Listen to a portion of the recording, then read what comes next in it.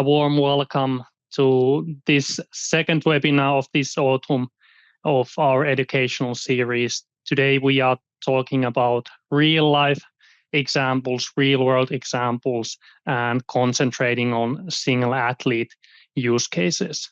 The session will last about 30 minutes.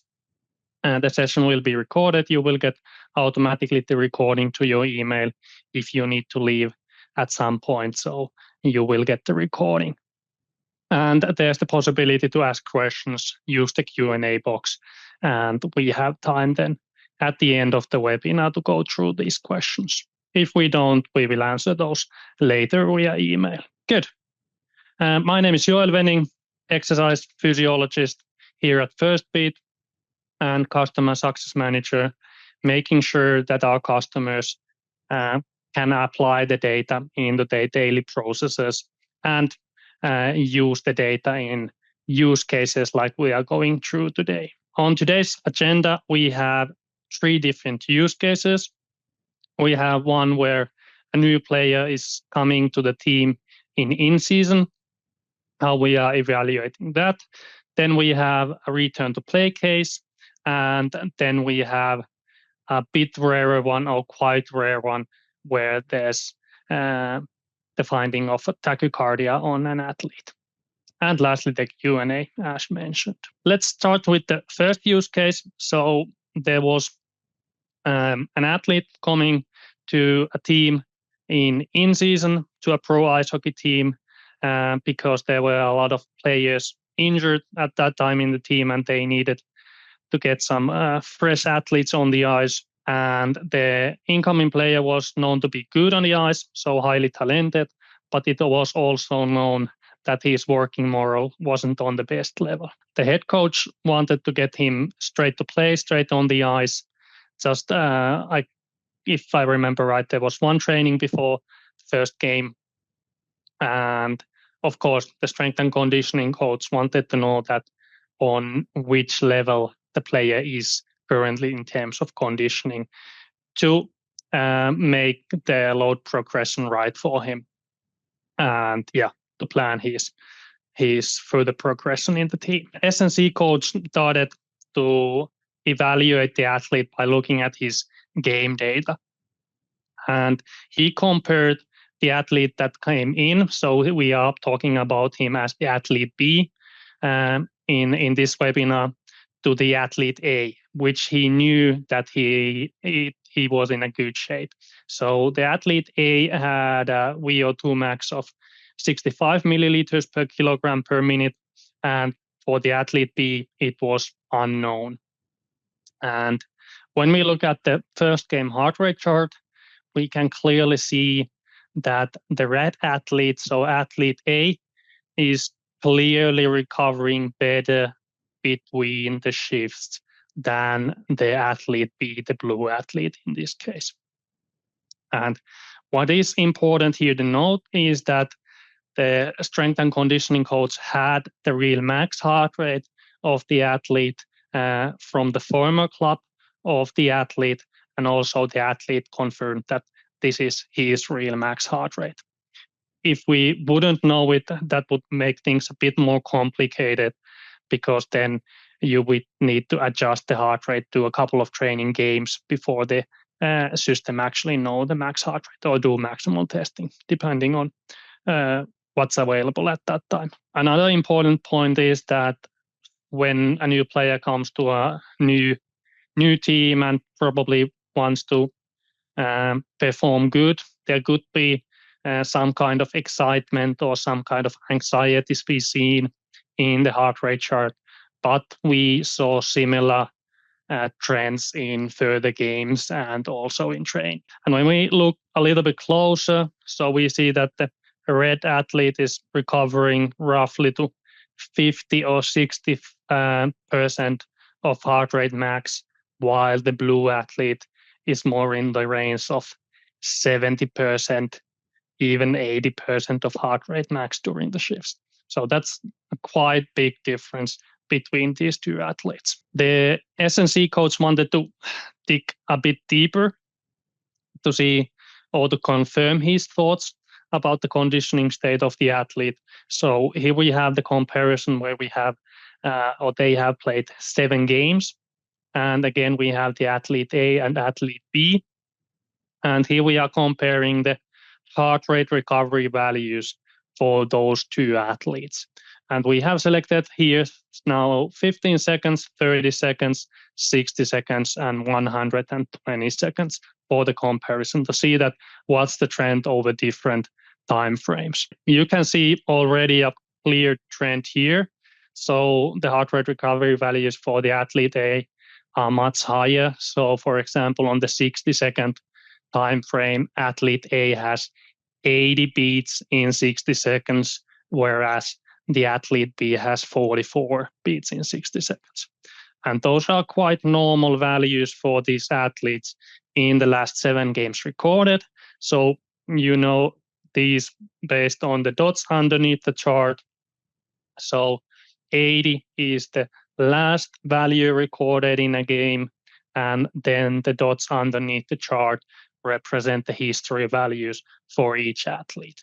So for example, athlete A is here in the range of bit over 80 to 75 beats in 60 seconds, whereas athlete B is in the range of 42 to 48 approximately. But you probably have heard this before, but it's not fair to compare athletes with the absolute values to each other. So we are using the relative heart rate recovery to compare athletes. And the trend stays quite the same. You can see here again, it's 40% in 60 seconds for athlete A, 22% in 60 seconds for athlete B. And yeah, why it's not fair to compare the absolute values, because some athletes might have a max heart rate of 220 or 210. The other athlete could have a max heart rate of 190. And of course, the one with the higher max heart rate can recover more absolute beats than the athlete with 190. So always when you are comparing athletes, use the relative heart rate recovery. Then the coach dug even deeper. Here we have 4 weeks of data for heart rate recovery, and he took the max value for heart rate recovery during that time period. And you see that here the athlete B is the on place 7, so 7th worst heart rate recovery of the team. So he's in somewhere the worst 20% of the team.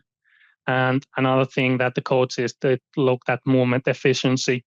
So movement efficiency is movement load divided by trim, external load divided by internal load. And the trend stays the same. So the red athlete, the athlete A, has higher movement efficiency, better results as than athlete B in all of the sessions recorded during that 4-week time period. Summary of this use case, the incoming athlete was not recovering between shifts in training between intense bouts of exercise. The heart rate recovery was 18% worse than with the athlete A in 60 seconds. The heart rate recovery values were in the lowest 25% of the team, and movement efficiency seems to be constantly lower. And from that, the S&C coach made the conclusion that with this athlete, we should be carefully with the load management, and aerobic condition is needed, especially because he's a talented player playing high minutes, but the aerobic condition seems to be on a poor state. And then they had the chance to do a max test during a break. And for this athlete, the VO2 max was 50, which isn't a great number for an elite ice hockey player. Good. That was the first use case. Then we have a case about return to play. We have here's the case overview. We have an athlete in the best age in an elite ice hockey team, a very talented athlete, high playing minutes. He broke his wrist in a game and had to undergo surgery, and 8 weeks of return to play was targeted. How this presentation is set up: we go first through the return to play plan, then we go through the exit criteria, then we have a look at load management, then we have a look at the evaluation, have we met the exit criteria, and then we go to analyze the actual match values. Good. Let's start with the return to play plan, how it was designed. So on ice, the primary objective was to progressively build towards full intensity practice loads while carefully considering the stage of injury recovery.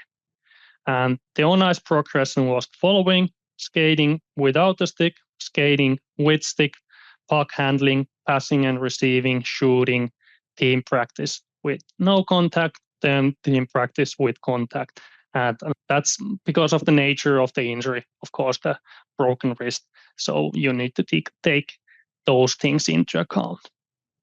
And the athlete returned to the ice as soon as it was medically feasible, with a strong emphasis on developing sport-specific performance alignment with the game demands. And the goal was to ensure readiness for return to play after the 8-week recovery period, pending medical clearance. What they did off ice was following. In strength and power training, they concentrated on maintaining or developing upper and lower and core strength, of course, injury adapted, on the things that you can do with the broken wrist. Endurance training, mostly on bike, aerobic base maintenance plus speed and anaerobic threshold work. And goal was, of course, support the on-ice performance and smooth return to play. Then after the athlete was able to return to ice, intense metabolic conditioning was done using trim targets on on-ice sessions and weekly targets. Here's the plan for the return to play process. So he had 3 weeks off because of the injury, and then 5 weeks of training, which is good to highlight.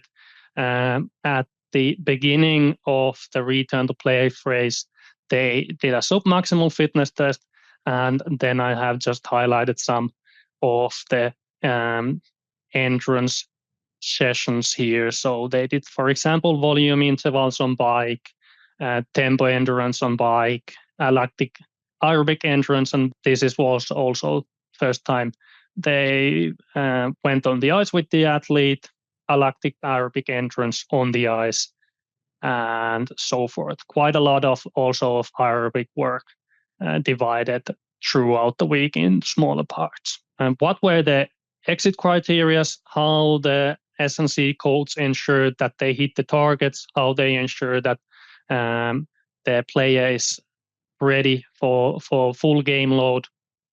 Or aerobic endurance, as said, they did the submaximal bike test, and then there they compared the heart rate exercise and lactate to pre-injury values, and then they also evaluated the sport-specific endurance, and there they had a look at trim and trim per minute in comparison to pre-injury values in standardized team sessions, so game day -1, game day -2, where they are usually doing pretty much the same things from week to week. And of course, they had also some other parameters for the neuromuscular system, like counter movement, jump, and so on, but we won't go through those. Then we are moving on with the return to play. So we are now in the load management phase. We have designed the return to play plan. We have decided the exit criteria. We start to train, and then we need to do, of course, load management during the return to play progress. And here you can quite nicely see when the injury happened. So here on the 11th of November, he broke his wrist early in the game. also low training load on that day. And then he had to undergo surgery, and then the training started progressively to increase in the first 3 training weeks. Then we have a short Christmas break, and then the training load starts to increase again. And after 5 weeks of training, we are roughly on the same level in terms of acute load here in the picture. So the black line is representing the acute load, the 7-day trimp sum, and then these bars, golden bars, are representing the trim sum of individual days, and then we having the balanced range, which is the chronic load multiplied by 0.8 to 1.3 to give you an estimate at where the load should roughly be. And then to give you more context, these red dots are representing games on the chart. So this looks pretty good in terms of progression. The load was constantly progressing towards the pre-injury values and looks good at this stage. Then we have a comparison about the training effects of the return to play athlete here at the top. And then we have the team average for the training effect underneath. And you can see that the return to play athlete was able to achieve quite similar training effects, although his training ability was decreased. So he had the broken wrist, so he couldn't do the same things, and he couldn't participate in team training. But in individual training with the strength and conditioning coach, they were able to replicate the training effects of team training and the games, which is quite an important part in terms of conditioning when you want to make sure that the cardiovascular system is ready for the game demands. So let's have a closer look on it. We have here on the upper chart a playing athlete on the 12th of December with the percentage of heart rate max. You nicely see the warm-up or auto warm-up, or nice warm-up first period, second period, third period, and then you have the movement intensity chart. And then we have a training session for the return to play athlete with some intervals as the main conditioning of that session. And when we look at the training effects of this game and this session, they are quite similar, although the athlete wasn't able to participate in that game, but his cardiovascular system reached same kind of stimulus, and they were able to improve the athlete's condition, although he was injured.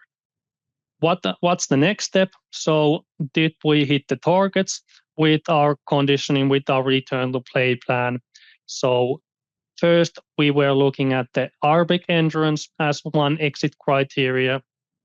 And here we have the submaximal fitness test results. So they did a test on the 1st of October, on the 4th of December, so straight after the injury or straight after the surgery, when the athlete was able to start training again, and then on the 15th of January.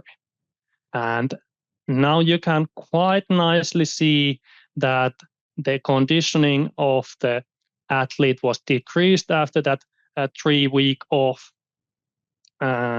in November, and then it was around the same level in January as in October.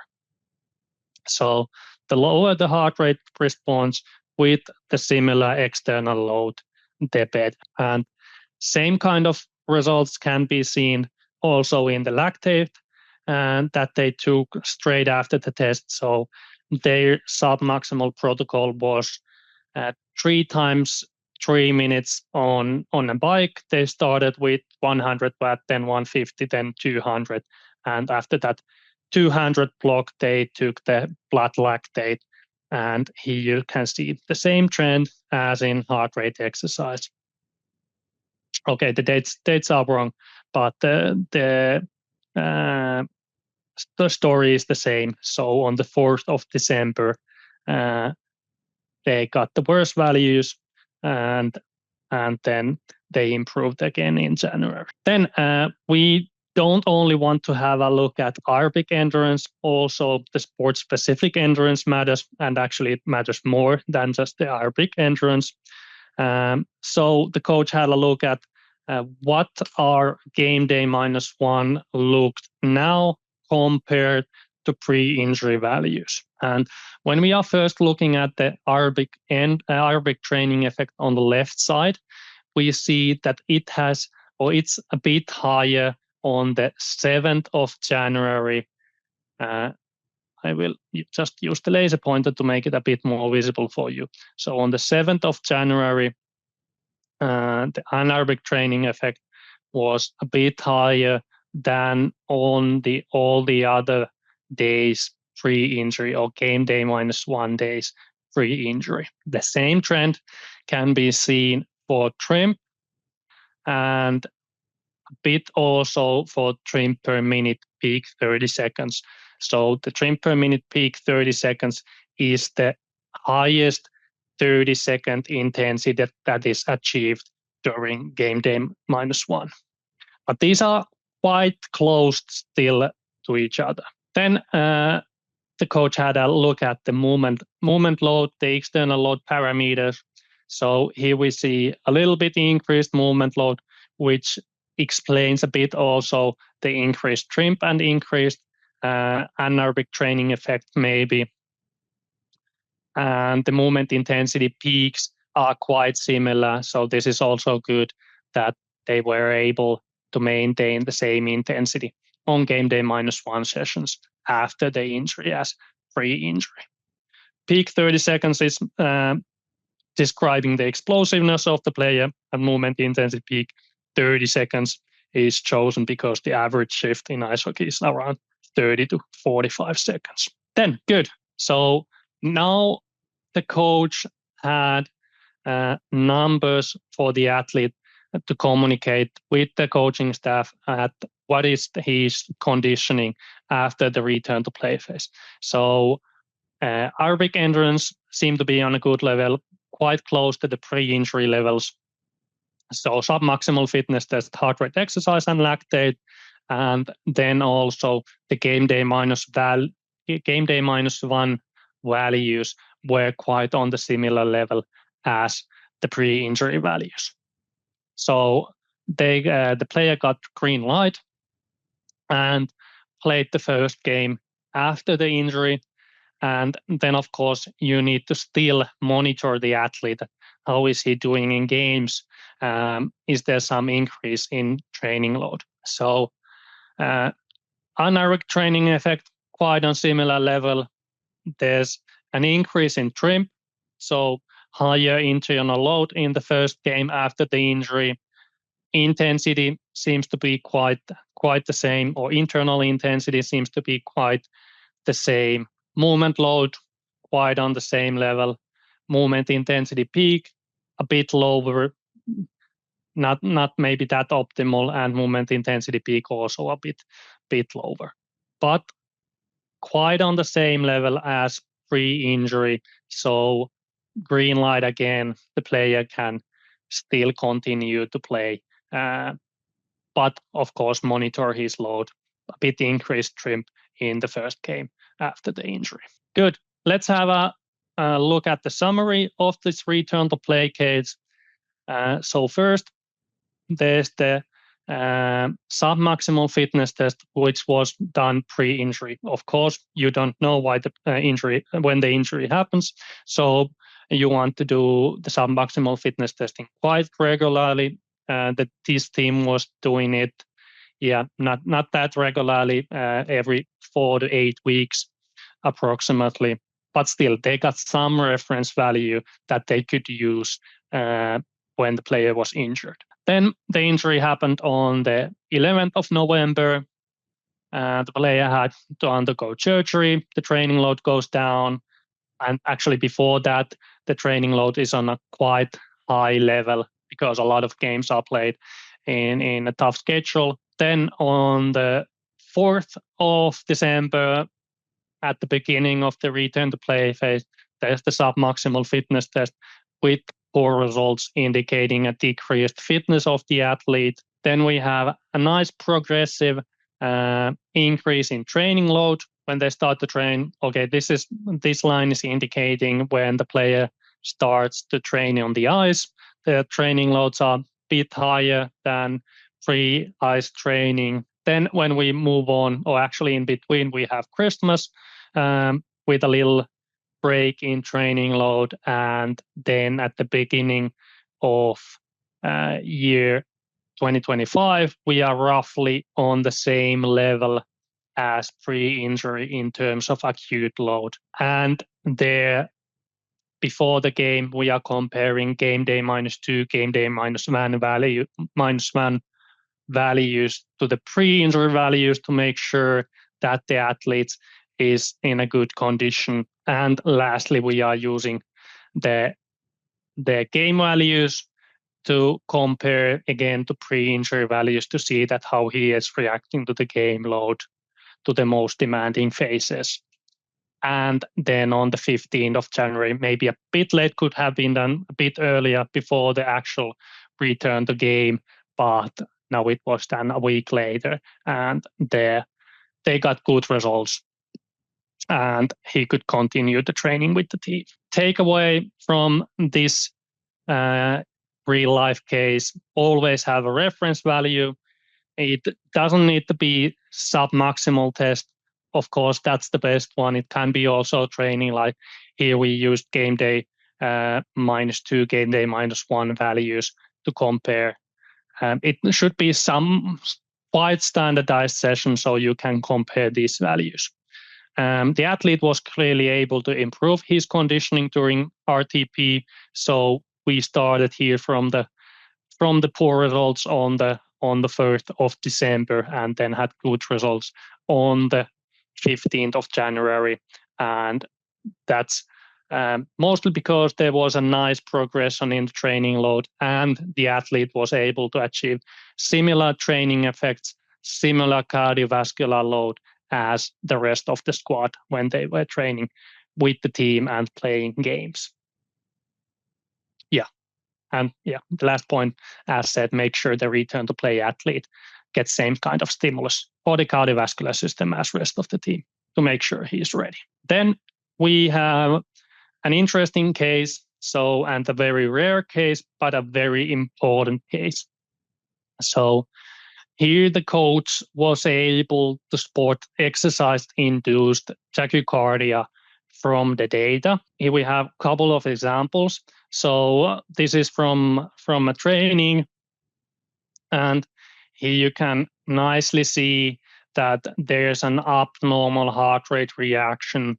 He is pushing his limit close to 100% of heart rate max, but here he is going clearly above the 110 of his heart rate max, and that's abnormal. You can already see it from the data. And this continued for a couple of sessions, couple of matches. So here we can see it as well, same kind of trend. And also the third example. And this was the coach noticed it when there was an identification that a new max heart rate was reached.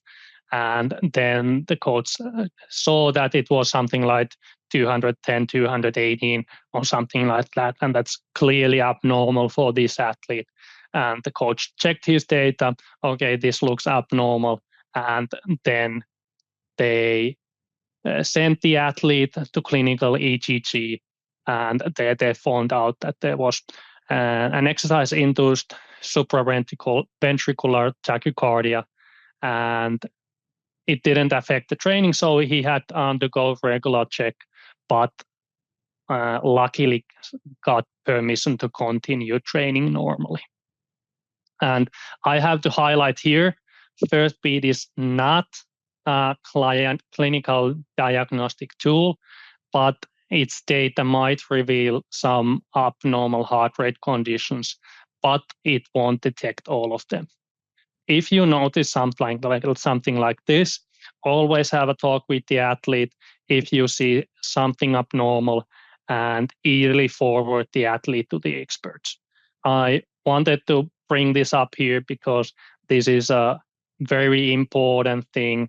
If you notice something like this, always have a talk with the athlete and forward the athlete to the experts. Good.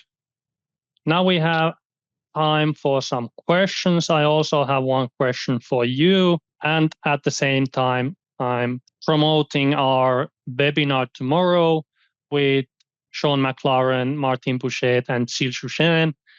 They had an excellent webinar on the 14th. Highly recommend. And tomorrow they will have a more practical one about how to use sub-maximal fitness testing in a team setting, what things you need to take into account, how often you should do it, how to take the weather conditions into consideration, and so on. Highly recommend. If you haven't signed up, do it immediately. There's one question. What's your standard test to determine heart rate recovery? I don't use, or I don't suggest to use the standardized test to use with the heart rate recovery. Of course, you can do the sub-maximal fitness testing and then measure the heart rate recovery. But in high-intensity sports like ice hockey, basketball, soccer, where you get very high intense actions and then you have a rest, you will get high heart rate recovery scores quite easily. Maybe, or you won't get the same kind of heart rate recovery values in each sessions, because not in each sessions you have the high peak and immediately rest after it. But if you take multiple sessions along a time frame into consideration, you will get the real max heart rate recovery values for each athlete. So I would just define the heart rate recovery values or the max heart rate recovery values from general training or from games and work with those. After 2 weeks, 4 weeks of data collection, you will have quite surely the real max or real heart rate recovery values for each athlete. Then, excellent question. Do you consider heart rate variability trends in return to play athletes? That's an excellent question, especially if there's an athlete, for example, with a concussion. There you need to be extra careful with the load progression, and their heart rate variability is a highly valuable tool. Also, if an athlete has been longer injured and his fitness has clearly decreased, you should be especially monitor the recovery of the athlete to see that how is he coping with the constant increase in training load. If it's this short of an injury as we had here, 8 weeks, it's not that significant to use heart rate variability. Of course, I recommend to use it always, even if there's not another injury. But again, as with the sub-maximal fitness testing, or as with game day -1 and game day -2 values, you want to have some reference values before the injury, especially in concussion cases, so you know that what are the pre-injury heart rate variability values, what are the post, and what are the heart rate variability values in the return to play, and in then after post-injury, especially in the concussion, where the concussion itself affects the heart rate recovery values. I hope that makes sense. Long answer to a short question. Here's the short answer. Yes, I would use heart rate variability in any case, even if it's not a return to play athlete. Okay, yeah. Thank you for the question. Time's up. We are a little bit over time. Seems like there are no more questions. I thank you for your time. And if you want to connect, if you want to have more practical examples, I am posting those regularly on my Instagram and on my LinkedIn. Feel free to connect there and maybe get some inspiration from those practical examples that I'm sharing there. Good. I hope you enjoyed this session. Join the webinar tomorrow and hope to see you soon. Take care.